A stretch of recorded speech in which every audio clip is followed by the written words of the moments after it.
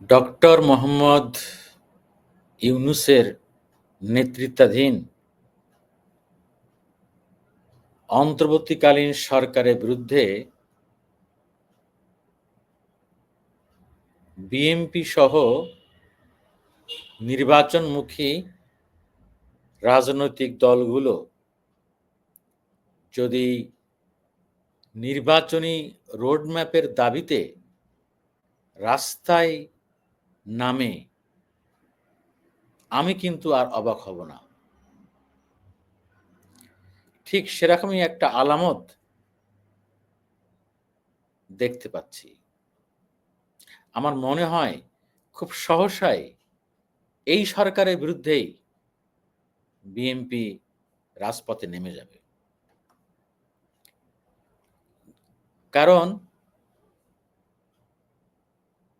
জাতির উদ্দেশ্যে দেয়া প্রধান উপদেষ্টার আজকের ভাষণের দিকে বাংলাদেশের কোটি কোটি মানুষ তাকিয়েছিলেন ভাষণ শোনার জন্য অধীর আগ্রহে। না, ভাষণের পুরো কথা শোনার জন্য না। প্রধান উপদেষ্টার ভাষণের মধ্যে পুরো জাতি একটি বাক্য, একটি বিষয়ে সুনির্দিষ্ট তথ্য জানতে চেয়েছিলেন। জানার প্রচন্ড আগ্রহ নিয়ে টিভি সেটের সামনে বসেছিলেন। কিন্তু দুর্ভাগ্য, ৩৫ মিনিটের বক্তৃতায় প্রধান উপদেষ্টা সেই বিষয়ে সুনির্দিষ্ট করে কিছু বলেননি। সেটা কি? নির্বাচন।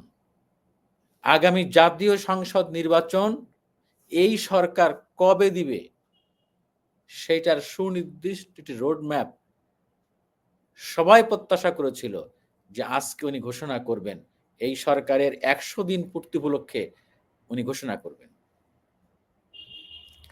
কারণ পরিস্থিতি যেভাবে খারাপের দিকে যাচ্ছে দিনকে দিন, দেশি বিদেশি চক্রান্ত ষড়যন্ত্র অব্যাহত এই সরকারকে উৎখাত করার জন্য, ফেল করে দেওয়ার জন্য।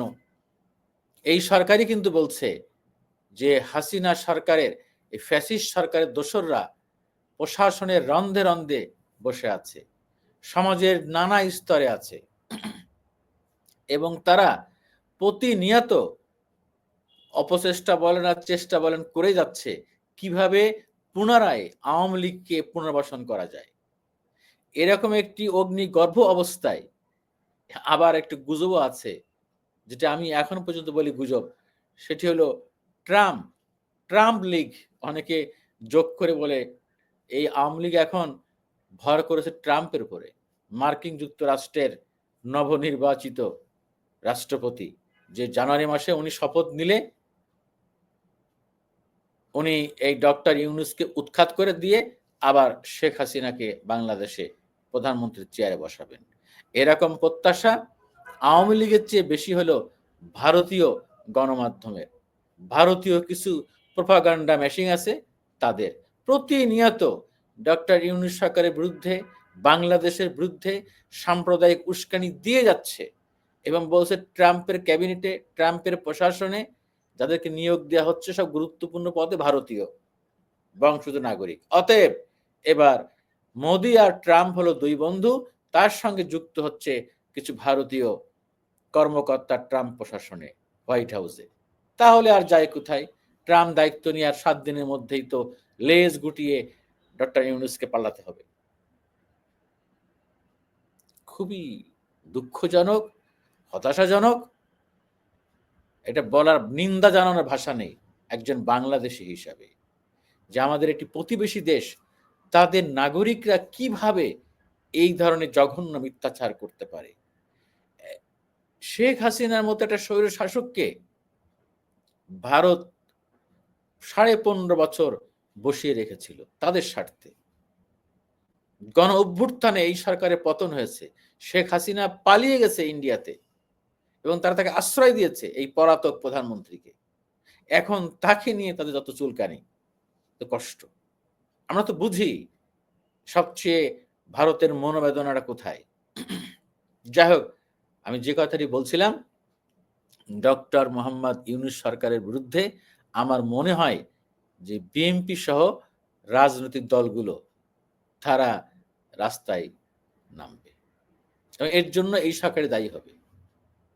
আরে ভাই আপনারা এটা বোঝেন না কেন? কথায় কথায় বলেন যৌক্তিক সময়, ও এর আগে বলেছিলেন আসিফ নজরুল উপদেষ্টা যে নির্বাচনী যাত্রা শুরু হয়ে গেছে। আজকে প্রধান উপদেষ্টা বললেন নির্বাচনী ট্রেন যাত্রা শুরু হয়ে গেছে। এই ট্রেনের গন্তব্য কোথায়? জানেন না। মানে গন্তব্য হলো নির্বাচন। সেই গন্তব্য পৌঁছতে কত সময় লাগবে? মাঝে, মাঝে আমাদের কিছু ট্রেন লাইন বসাতে হবে। এটা কোনো কথা? আপনারা একটি কথা সুনির্দিষ্ট বলতে পারছেন না কেন? বলেন যে হাইপোথিসিস বলেন যে আগামী বছর ২০২৫ সালের ডিসেম্বরের মধ্যে আমরা ইলেকশন দিব। এই কথাটা বলতে সমস্যা কোথায়? আপনারা এইভাবে কথা বলছেন না বিধায় মানুষের মধ্যে কিন্তু যেসব গুজব আছে, সন্দেহ আছে সেগুলো কিন্তু আরো ঘনীভূত হচ্ছে। যে মনে হচ্ছে যে আপনারা মনে হয় সহসা ক্ষমতা ছাড়বেন না। আপনারা সংস্কারের নামে ২-৩ বছর পারলে ৫ বছর সময় কাটায় দিবেন। প্লিজ এরকম স্বপ্ন থাকলে সেটি আপনারা বাদ দেন। এটি দুঃস্বপ্ন। বাংলাদেশের মানুষ এটি মেনে নিবে না। আপনারা তো পারবেন না সব সংস্কার করতে। খামাখা এত আয়োজন কেন করছেন? রাজনীতিবিদরা যেই সব সংস্কার করবে না তাদের স্বার্থে মোটা দাগে এরকম কিছু ২-১ টি বা ৩-৪ টি আপনার এজেন্ডা হাতে নেন। সেইগুলো রাজনীতিবিদদের সঙ্গে আলোচনা করে তাদেরকে বাধ্য করেন জনমত নিয়ে। সেটা করতে তো বেশি সময় লাগবে না। বাকিগুলো আপনারা প্রস্তাব আকারে রাজনৈতিক দলগুলোর সম্মতি নিয়ে রেখে যান জাতির সামনে যে তারা ওয়াদা করেছে তারা ক্ষমতায় এসে এগুলো বাস্তবায়ন করবে। আপনি জানেন বিএনপি দীর্ঘদিন ক্ষমতার বাইরে। তারা তো ক্ষমতায় যাওয়ার জন্য উসখুস করবেই। আমরা বলছি না যে আমরা কিন্তু আবার সেই ২৪ গণ অভ্যুত্থান পূর্ববর্তী বাংলাদেশে ফিরে যেতে চাই না। আমরা চাই যে যেই উদ্দেশ্য নিয়ে আমাদের তরুণ ভাইয়েরা ছাত্র জনতা জীবন দিয়েছে সেই তাদের রক্তের সাথে যেন আমরা কেউ বেইমানি না করি। আমরা নতুন বাংলাদেশ করতে চাই, যেই জন আকাঙ্ক্ষার বাংলাদেশ করতে চাই, সেই বাংলাদেশের জন্য নির্বাচন ব্যবস্থা সহ আর যেগুলো খুবই গুরুত্বপূর্ণ যে রাজনীতিবিদরা ক্ষমতা আসলে করবেন না সেইগুলো আপনারা ধরেন। জনগণ আপনাদের সঙ্গে থাকবে। যেমন ১ নাম্বার ভোটের ব্যবস্থা। ভোটের সংস্কার এমনভাবে করতে হবে যাতে আর কোনোদিন কোন সরকার এসে এই ভোট ব্যবস্থার পরে হাত দিতে না পারে। এটা কি জনগণের যে মৌলিক অধিকার, এই ভোটের অধিকার তারা ছিনিয়ে নিতে না পারে। আপনারা যে সিন্ডিকেট রাজনৈতিক দলগুলো ধরতে পারে না। এই সিন্ডিকেট ভেঙে চুরমার করে দেন। সমস্ত রাঘব বোয়াল মাফিয়াদের ধরে, ধরে জেলে ঢুকান এবং এদেরকে দ্রুত বিচারের আওতায় নিয়ে আসেন। এবং আওয়ামী লীগের ১৫.৫ বছর আমলে যারা মেগা দুর্নীতি করেছে, বড়, বড় রাঘব বোয়াল তাদেরকে বিচারের আওতায় এনে তাদের ট্রায়াল শুরু করে দেন। এবং যারা উস্কানি দিয়েছে এই গণহত্যার বিভিন্ন শ্রেণী পেশার যারা ফ্যাসিস্ট, স্বীকৃত ফ্যাসিস্ট তাদের বিচার শুরু করে দেন। তদন্ত সহ বিচার শুরু করতে হবে। তদন্ত শেষ করে। তা না হলে আপনাদের সমস্ত দায়িত্ব একসাথে নেন। অনেকগুলো আয়োজন করেন। আপনারা বলছেন কি যে আপনার জানুয়ারি মাসের মধ্যে ডিসেম্বরের মধ্যে সব সংস্কার কমিশন রিপোর্ট দিবে তারপরে আমরা আলোচনা করি তারপরে আমরা একটা রোড ম্যাপ দিব। বিদ্যমান বাস্তবতায় এটি অগ্রহণযোগ্য। প্লিজ বাংলাদেশের স্বার্থে দেশের স্বার্থে আপনারা এখনো সময় আছে। আমার মনে হয় যে আপনাদেরকে আগামী ডিসেম্বর পর্যন্ত বড়জোর সময় দিতে পারে বাংলাদেশের মানুষ। কেননা যেভাবে বাংলাদেশের বিরুদ্ধে নানা রকম ষড়যন্ত্র হচ্ছে তাতে আপনাদের কাছে ক্ষমতা নিরাপদ না। যেকোনো মুহূর্তে যেকোনো ধরনের ষড়যন্ত্র মাথাচাড়া দিতে পারে, নানান অঘটন ঘটতে পারে।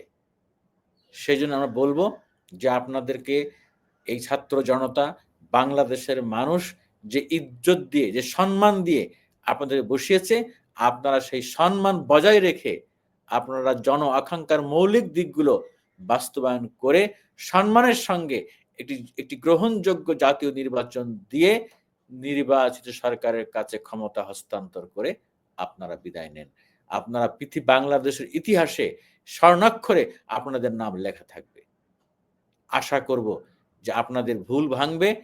আপনারা সহসাই জাতীয় নির্বাচনের একটি সুনির্দিষ্ট রোড ম্যাপ দিবেন। আল্লাহ হাফেজ।